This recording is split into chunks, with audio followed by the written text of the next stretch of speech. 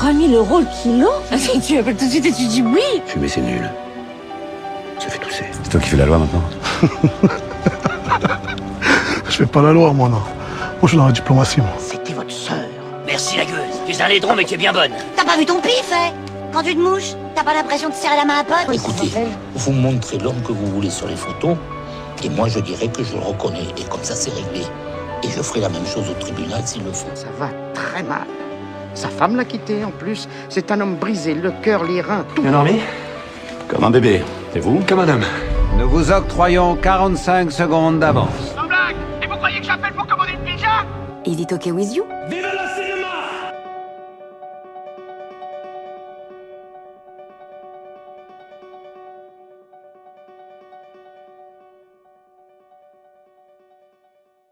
L'Instant Pur Cinéma a le plaisir et la chance, à l'occasion de la première édition du festival Mauvais Tour, de recevoir Nicolas Martin.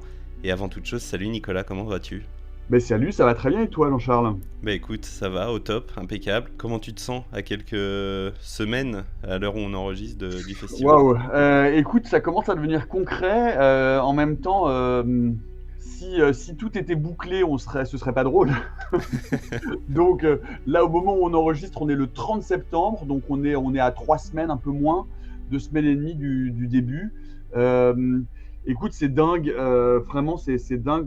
Je crois que je m'en rendrai compte le soir de l'ouverture, le 17. Ouais. Mais c'est vrai que c'est un boulot titanesque. On a décidé ça un peu sur un coin de table l'été dernier, pas celui-là, hein, celui d'avant. Et puis on a lancé ça grâce vraiment à toute l'équipe Simon et moi, on s'occupe de la programmation et c'est vraiment toute l'équipe de bénévoles de Tours. Charline, Christophe, Stéphanie, Delphine, Nivek, qui était l'équipe de bénévoles de l'ancien festival de cinéma fantastique de Tours qui s'appelait Mauvais Genre, où j'ai rencontré Simon d'ailleurs, hein, on s'est rencontrés là-bas, c'est de là que remonte notre amitié et nos collaborations. Et en fait, ça faisait longtemps, on était restés très potes, le festival s'est arrêté il y a 9 ans. Moi, j'y avais été en tant que journaliste pour France 5 à l'époque, j'avais été en tant que compétiteur, parce que mon court-métrage était en compète là-bas. Et puis j'y avais été en tant que réal aussi, puisque c'est moi qui avais réalisé le petit film d'introduction de préséance pour les 10 ans du festival, qui était aussi la dernière année. Et en fait, l'histoire veut qu'on est resté vraiment très, très potes, parce que moi j'ai fait 3 ou 4 éditions avec toute l'équipe de bénévoles qui était super, et qu'on voyait régulièrement en allant passer des week-ends à Tours tous ensemble. Et régulièrement, ils disaient alors quand est-ce qu'on relance un truc? Et en fait, Simon et moi, à l'époque, on travaillait encore à temps plein, lui pour Écran Large, moi pour Radio France. Et puis, comme moi j'ai quitté Radio France et que Simon a quitté Écran Large pour se consacrer à d'autres activités, l'année dernière, d'un seul coup, la question a été reposée. On s'est dit, allez, banco, c'est parti, on y va, on relance un festoche. Et là, c'est en train de devenir vrai. Et je dois dire, vraiment, sincèrement, c'est un peu fou. Mais je pense, il nous reste 2-3 trucs à régler sur la prog, etc., mais qui vont se faire là dans les jours qui viennent. Et je pense que ce sera vraiment fou quand on va voir la salle des studios remplie, parce qu'on a vendu tous les passes, on a été obligé d'arrêter de vendre les passes pour pas faire de surréservation. Donc on est à peu près convaincu que ce sera rempli, donc on est vraiment aussi hyper content de rencontrer tout de suite le public. Bah ouais, c'est génial. Félicitations, bravo. T'as complètement fait la question qui arrive un petit peu plus tard, donc c'est pas grave, c'est parfait. Je t'ai prévenu avant l'enregistrement que j'étais bavard comme une pie, donc... C'est parfait. Donc avant d'aller plus loin, sache que j'ai une surprise pour toi. Oh. D'ici quelques minutes, tu recevras un mail qui est complètement vide de contenu, mis à part 2 pièces jointes strictement identiques dans le fond. C'est uniquement sa forme qui change, à savoir qu'il s'agit donc d'un message audio que je te fais parvenir sous 2 formats différents afin que je m'assure que tu puisses l'écouter, mais elles sont strictement identiques. Ok.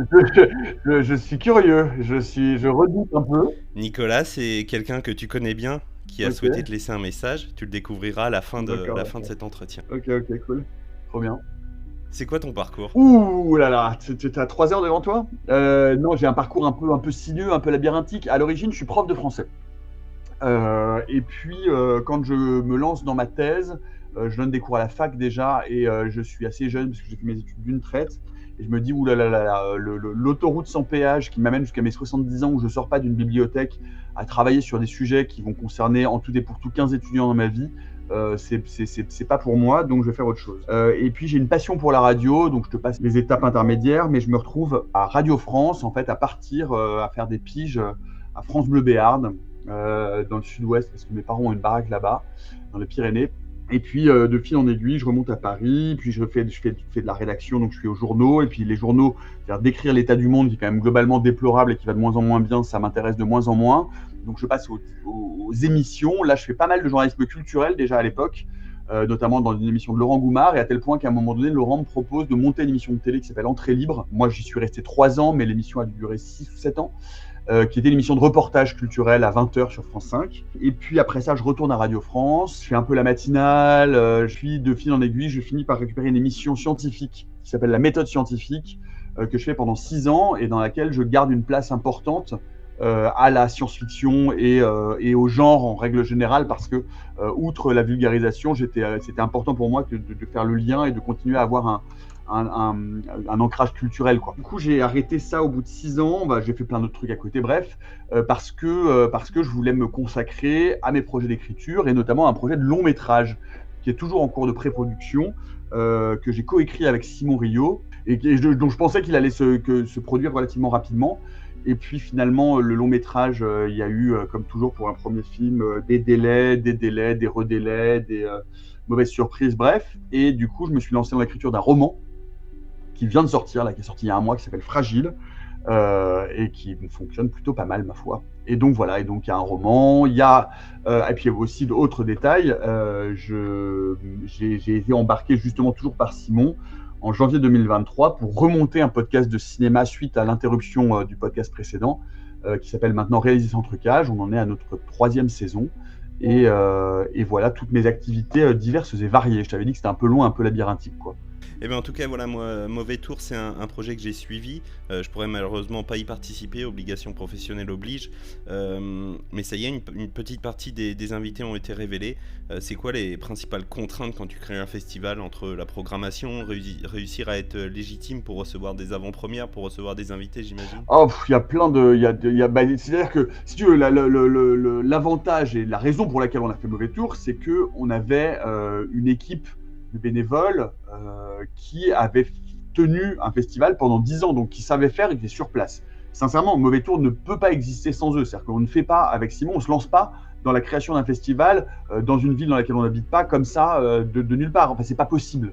Donc vraiment, le point de départ de Mauvais Tour, c'est Charline, Stéphanie, Christophe, enfin tous les gens que j'ai cités, Delphine, Nivek, qui sont vraiment le noyau dur et qui nous permettent d'avoir l'implantation locale. Ensuite, moi j'avais une grosse angoisse sur la programmation en me disant mais comment on va faire, parce qu'on n'est pas identifié pour trouver suffisamment de films et suffisamment de bons films. Et paradoxalement, ça a été peut-être le truc le plus simple, parce que en fait, entre Cannes, entre les distributeurs que connaissait Simon, on a aussi on a recruté une super team de 3 bénévoles, Maggie, Mélanie et Valentine, qui avaient bossé sur des festivals de cinéma, donc qui avaient aussi un carnet de contacts. Et on a très vite eu des films et ça s'est plutôt bien passé, même si on a encore des doutes au moment où je te parle sur 2 films, mais ça devrait aller. Et moi, je suis très très surpris parce que franchement, alors évidemment c'est mon festival, mais vraiment j'aime tous ces films à peu près autant les uns que les autres. C'est-à-dire que j'ai pas l'impression d'avoir programmé un film par défaut en me disant ouais bon c'est pas terrible, mais c'est pas grave, ça passera quand même. Enfin, je trouve vraiment que tous les films qu'on a sont d'hyper bonne qualité, et on a 8 films en compétition, donc c'est quand même pas mal de réussir à sortir 8 films dans les champs larges de l'imaginaire.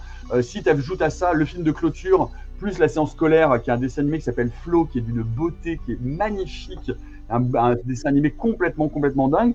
On est vraiment très très content, malgré quelques petites déconvenues, parce qu'il y a quelques films qu'on aurait aimé avoir qu'on n'a pas pu avoir. Ensuite, il a fallu réunir un jury. Le jury, c'est plus compliqué, pas tellement parce qu'on n'est pas légitime ou que c'est une première année, parce que mine de rien, Simon et moi, avec tout le boulot qu'on a fait, on a quand même pas mal de contacts dans le milieu du cinéma. Donc il y a des gens on est allé plutôt vers les gens desquels on était les plus proches pour commencer. Mais enfin quoi qu'en même temps, il y a des gens qu'on ne connaît pas du tout qui sont dans le jury. Puisque le jury, aujourd'hui, on l'a annoncé, il est composé de Juste Philippot, le réalisateur de La Nuée et de Acide, de Samuel Baudin, qui avait fait la série Marianne sur Netflix, une série de sorcières, et qui a fait un film qui s'appelle Cobweb aussi, qui est tourangeau et qui connaît très bien Tours. Lisa Niarco, qui est l'actrice principale de Vermine, de Sébastien Vanitschek, Sébastien Vanitschek viendra, lui, le samedi, qui n'est pas dans le jury, mais qui viendra pour passer le week-end au festival pour faire une masterclass et pour voir quelques films. Et Chloé Delhomme, l'autrice qui est aussi réalisatrice et qui a fait des clips et des films. Et donc voilà, et Sébastien reste notamment parce que c'est notre grande prise de guerre et on est très très content.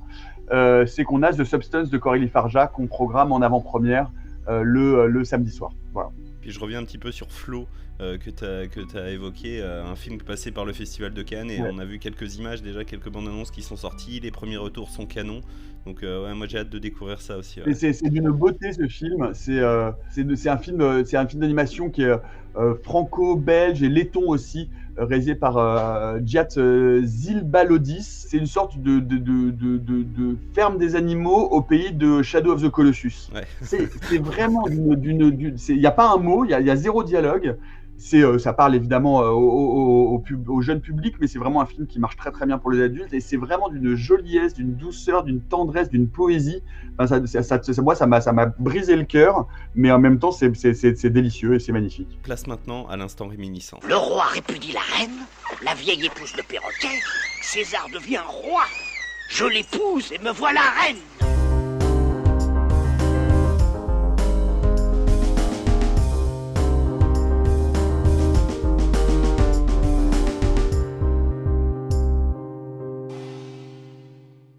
Nicolas, je vais te poser plein de petites questions pour répondre, c'est ce qui te vient à l'esprit tout de suite si jamais je devais te reposer la question demain en fonction de tes humeurs, tes envies, tes réponses pourraient être complètement différentes, il n'y aurait aucun souci là-dessus, est-ce que c'est bon pour toi? C'est parti, allons-y. Quel serait ton film doudou, ta Madeleine de Proust? Ah, c'est dur ces questions-là. Non, je sais. Non, Monster Skull de Juan Antonio Bayona. Ok, oui. S'il ne devait rester qu'un seul film dans ta collection. Lost Highway de David Lynch. Ton affiche de film préféré? L'homme qui venait d'ailleurs de Nicolas Cage avec David Bowie, qui est dans ma chambre. Une affiche récente qui t'aurait marqué? L'affiche de The Substance, c'est super. Celle avec les deux œufs. Ton dernier film vu au cinéma? Alors ça c'est l'enfer, ça c'est le piège de la mémoire de l'horreur. Attends, je vais te le dire tout de suite. Motherland d'Alexandre Aja. Apparemment, ouais, un film vraiment à découvrir. Ah, moi j'ai beaucoup aimé, je trouve ça très très efficace. Même. Tes dernières larmes au cinéma, c'était pour quel film? D'habitude, j'ai l'habitude de rajouter si tant est que tu pleures au cinéma, mais en écoutant le podcast, je sais très bien que... Non, je pleure au cinéma. Flo de Zilbalodis, j'ai pleuré. Une bande originale que tu aimes particulièrement? The Leftovers de Max Richter. La dernière, celle-là tu pourras pas y échapper, ton plat préféré? Mon plat préféré, les lasagnes que je cuisine moi. Merveilleux. Mon plat préféré aussi. T'as pas goûté mes lasagnes, je t'assure qu'elles déchirent leur Eh ben écoute, moi je fais rien dimanche prochain, je réserve. On sera deux. Je serai à Courmétran de la Reine. On s'est pas mal concentré sur le festival, mais c'est pas tout, t'es également donc écrivain. Tu as sorti il y a quelques semaines, on en a parlé, Fragile. Ça parle de quoi? Alors, Fragile, c'est un thriller psychologique dystopique, c'est-à-dire que ça se passe, c'est un peu le même type de point de départ que La Servante écarlate en fait, de Margaret Atwood. C'est-à-dire que ça se passe dans quelques dizaines d'années dans le futur. La France est gouvernée, ainsi qu'une grande partie de l'Europe, par l'extrême droite qui est arrivée au pouvoir par le vote, pas par un coup d'État, c'est important, et qui s'y est maintenue de manière autoritaire. Et la fécondité s'effondre, il y a de moins en moins de naissances, il y a de moins en moins de garçons qui naissent, et il y a de plus en plus d'enfants qui naissent avec un syndrome, qui est le syndrome de l'X fragile, qui est un handicap génétique qui peut être assez lourd. Et donc voilà, et donc dans ce contexte-là, on suit une famille, mais surtout une femme, Tiphaine, qui avec son compagnon étaient plutôt des gens de gauche, se sont dit bon bah nous on va rentrer, on est plutôt des bourgeois, on a fait des études de droit, donc on va plutôt intégrer les institutions pour préparer le retour de la démocratie, sauf que la démocratie ne revient pas et la vie continue. Et donc, il continue à vivre. Lui, il monte dans les échelles du ministère. Elle s'occupe du droit des migrants. Ils ont une première fille qui est lourdement handicapée. Et comme lui, ça se passe très bien dans sa carrière professionnelle, on lui propose de faire partie des 1500 premières familles qui vont bénéficier d'un programme de géno-embryologie. Et donc, ça commence littéralement comme ça. Tiphaine est enceinte. Et ça commence par « Félicitations, madame, c'est un garçon ». Et elle dit « Eh merde !» Comment est-ce que j'ai pu abdiquer à ce point-là mes idéaux politiques pour devenir une mère pondeuse pour une société fasciste eugéniste? Et ça se complique encore un peu très rapidement quand elle se rend compte que son enfant et que tous les enfants issus de ce programme ont des capacités cognitives hors du commun. Et donc elle va essayer de comprendre ce que le gouvernement a fait avec ces embryons. Mais bon, le problème c'est que mener une enquête dans une société fasciste quand en plus on est une femme et qu'on a été renvoyé à la maison, qu'on n'a plus le droit de divorcer, que l'avortement est interdit et que la peine de mort a été rétablie. Et ben c'est pas facile pour elle. Bonne ambiance. C'est ça. J'ai tellement hâte de le lire là, il est dans c'est mon prochain roman, Ah, c'est le super. prochain que je vais lancer. Écoute, j'espère que ça te plaira, tu me diras ce que t'en penses. Tous les gens qui le lisent me disent que c'est un gros page-turner, que quand on le commence, on peut plus le lâcher, qu'en général, on le plie en 3-4 jours. Donc, tu me diras si ça marche sur toi aussi. Réaliser sans trucage également, t'en as parlé, un podcast que vous avez lancé de manière collégiale avec tous tes chroniqueurs qui répondent tous présents semaine après semaine, voilà, pour parler de cinéma, d'actu, de cinéma de patrimoine également, des épisodes bonus également avec la formule Josiane, votre abonnement. Josiane 45 ans. Josiane 45 ans, c'est quoi cette organisation, comment ça s'organise? Écoute, ça aussi, ça a été un peu une surprise parce que la petite équipe de Réaliser sans trucage faisait partie d'un autre podcast qui s'est arrêté pour des raisons qu'on n'a pas besoin d'évoquer, mais enfin qui était un peu compliqué, humainement en tout cas. Et puis ils étaient tous très tristes de s'arrêter parce qu'ils s'entendaient bien, parce que leur podcast fonctionnait pas mal. Et donc Simon est venu me chercher. Moi, je venais d'arrêter la radio 6 mois auparavant. Ils m'ont dit, écoute, si on lance un podcast, est-ce que ça t'intéresse? J'ai dit, évidemment, moi, mais je ferai pas la même chose. Moi, je serai présentateur, même si je pourrais donner mon avis par-ci par-là, mais je suis vraiment là pour être un peu plus présentateur que la version précédente. Et donc voilà, et donc on a lancé ça, et en fait, ça marche là aussi de manière assez incroyable. On a 3 rendez-vous par semaine, effectivement, maintenant. Le vendredi pour les sorties de la semaine, le lundi pour l'actualité du cinématographe et de l'image animée, et le mardi pour un film de patrimoine et pour un peu d'histoire du ciné. Le podcast vraiment fonctionne bien. On fait partie maintenant des principaux podcasts ciné indépendants en France, et voilà, c'est une affaire qui roule, qui tourne et qui est très très agréable, ma foi. Complètement. Et moi, je suis très heureux de faire partie de la confrérie du Pas tant que ça que tu avais lancé, et je l'utilise assez quotidiennement. Pas tant que ça, qui est donc un dieu inca que l'on prie quand on dit pas tant que ça. Voilà. Eh bien, écoute, je retourne sur ma boîte mail. Je t'invite également à y aller. Tu devrais recevoir un mail dans les secondes à venir avec 2 pièces jointes qui sont strictement identiques. Je te laisse en écouter l'une des 2 et on se reprend juste après. Ça marche. Salut Nico. Hello Nico. Salut Nicolas. Bon, on t'écoute depuis tout à l'heure et bon, tu t'en sors pas trop mal, tu dis pas trop de la merde, mais on avait quand même une question à te poser parce que il y a un truc qu'on n'arrive pas à comprendre. Ouais, c'est quand même chaud au bout d'un moment, genre tu fais tellement de choses. Ouais, parce qu'il y a la préparation du film, il y a l'écriture de ton livre, il y a l'animation du podcast, il y a le festival Mauvais Tour. Comment tu fais en fait? Moi j'ai une piste, je pense qu'il regarde pas vraiment les films dont il parle, mais je sais pas. Ah, c'est ta piste aussi? Moi je pense qu'il travaille pas vraiment. Ah ouais, c'est peut-être ça. Attendez, moi j'en ai une autre et je pense qu'elle est mieux que la vôtre. Ah vas-y. Alors, parce qu'en plus il fait tellement jeune. C'est vrai. Moi je pense qu'il se baigne dans du sang de vierge. Ah, c'est cohérent. J'ai déjà vu ça dans un film et ça marche de ouf. Ah, c'est bien probable. Bah du coup, est-ce que tu peux répondre à une question s'il te plaît? Est-ce que c'est ça ton secret? Et si c'est ça, est-ce que tu peux arrêter? Merci. Ah, génial. Non, c'est super d'entendre Arthur, Alexis et Sophie. Quel est mon secret? C'est une question que beaucoup de gens me posent, y compris mon copain, en me disant quand est-ce que tu t'arrêtes? Écoute, comment je fais? Bon, alors il y a la version officielle que c'est vrai que je bosse beaucoup et que j'ai toujours été un gros bosseur et que j'ai la chance de faire des trucs qui me passionnent. Donc là, par exemple, tu vois, j'ai passé le week-end à écrire un chapitre de mon nouveau roman. Et je le vis pas comme étant du travail, c'est pas du travail aliénant du tout pour moi. Ensuite, c'est vrai que c'est bien quand j'arrive à me reposer un petit peu. La réponse officieuse, c'est que j'habite en face d'une école maternelle et donc j'enlève des enfants que j'enferme dans ma cave pour prélever l'adrénochromatitome, c'est ça? Chromatine, chromatotune, je sais pas. Bref, donc non, sinon je vais faire les poubelles de la maternité à côté pour manger des placentas. Merveilleux. Voilà. De nuit de préférence, et en préférence ça marche surtout les nuits de pleine nuit. Bien évidemment, du coup, un message de toute la team de RST, l'équipe de Réaliser sans trucage, qui a bien voulu te laisser ce petit message.